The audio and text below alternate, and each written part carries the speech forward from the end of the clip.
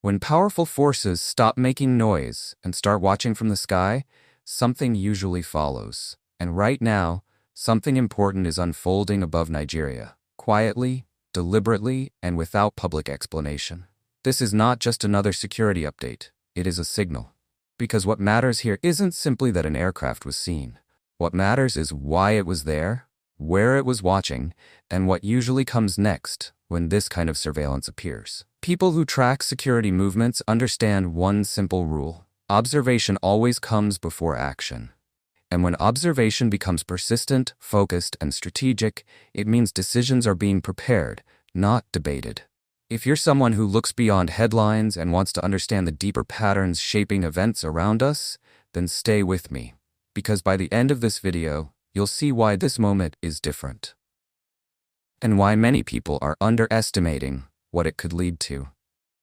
Over the past few days, verified flight data and independent security trackers began noticing unusual activity in Nigeria's northeastern airspace.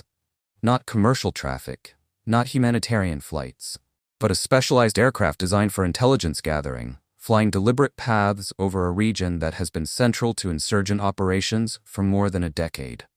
This was not a brief pass. It did not simply cross the area and move on. It slowed, it circled, it lingered. That behavior matters. Because in military aviation, loitering is never accidental. It is intentional, it is calculated, and it is expensive, which means it is never done without a reason. Many people assume surveillance is passive, that it's just watching. But surveillance at this level is active decision-making. It is about confirmation. It is about removing uncertainty. It is about ensuring that when something happens next, there are no doubts about targets, timing, or consequences. And this is where the story becomes more serious. The aircraft involved was not operating independently. Its flight pattern, altitude, and equipment profile point to a platform designed for high-resolution intelligence work, the kind that maps movement on the ground, tracks communication signals, and builds a complete picture of what is happening beneath tree cover, inside camps, and along supply routes. This is not the kind of asset deployed for curiosity. It is deployed for clarity. Even more telling is where the aircraft originated. Instead of launching from the usual locations associated with past regional operations, this flight came from a different direction. One that reflects recent changes in geopolitical access, regional partnerships, and strategic repositioning. When military forces adjust where they operate from, it usually means they are adapting to new constraints or preparing new leverage. And timing matters. Because this surveillance activity did not appear in isolation, it followed months of rising international concern about violence, instability, and the persistence of armed groups operating across borders.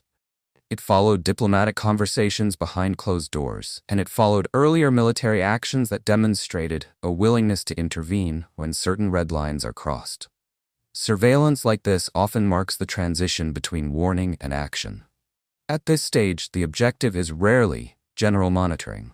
It is specific, focused, purpose-driven. The question is not whether something is being looked for, it is what. There are several possibilities, and it is important to approach them carefully and responsibly. This could involve tracking high-value individuals whose movements have recently changed. It could involve mapping command structures or supply networks that intelligence suggests are vulnerable. Or it could involve verifying long-standing reports that have not yet met the threshold for action.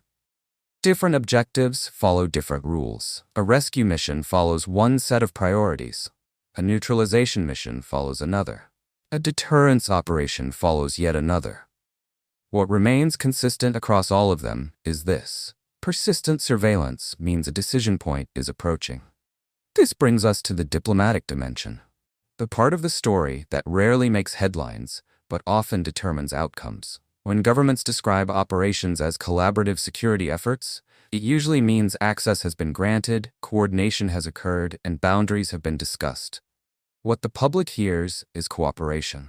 What strategists hear is alignment, and sometimes compromise. This raises difficult but necessary questions. Is this partnership strengthening national security or creating reliance? Is shared intelligence increasing protection or shifting control? and when external forces operate in sensitive airspace, who ultimately decides when observation becomes action? There are no simple answers. But silence from officials at moments like this is rarely accidental. It is often strategic. At this stage, watching becomes decision-making, and decision-making does not remain invisible forever. Historically, when surveillance reaches this intensity, outcomes tend to follow one of three paths. Either the objective is achieved quietly, without public acknowledgement, or action is taken swiftly, with precision and speed. Or the presence itself becomes the message, a warning designed to change behavior without a single strike. Which path this situation follows depends on factors we cannot yet see. But we can recognize the pattern. The sky over this region may appear calm, but calm skies often mean the most serious choices have already been made. Security, by its nature, forces uncomfortable trade-offs. Protection often comes with risk. Precision carries consequences, and foreign involvement always raises questions about sovereignty, accountability, and long-term impact. These are not easy issues, but they are necessary ones, because what happens next may not be announced. It may not trend immediately, and it may not look dramatic at first, but signals like this are rarely sent without purpose. If you value calm, factual breakdowns of security developments, analysis that looks at patterns rather than panic, consider staying connected, because the next signal may not come from the sky, it may come from the ground. Stay aware, stay critical, and keep watching the patterns.